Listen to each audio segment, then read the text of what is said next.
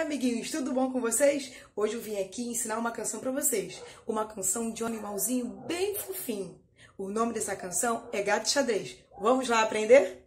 A música era assim, Gato Xadrez. Era uma vez um gato xadrez. Era uma vez um gato xadrez que usava terno, meia e sapato e era amigo de um carrapato. Tocava flauta e violão, tinha caminha com um colchão.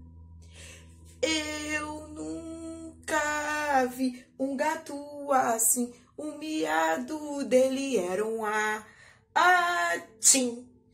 Eu nunca vi um gato assim, o miado dele era um atim.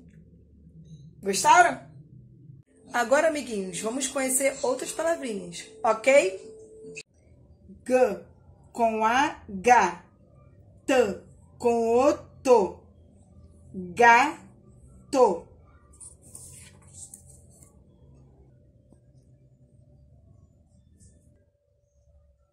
G com o go, T com a tá, gota. G com o gu, L com o lo, Z com o zo, gu, lo, zo. Agora que já aprendemos a canção e o som, iremos colocar em prática em nossas fichas de aprendizagem. Vamos lá!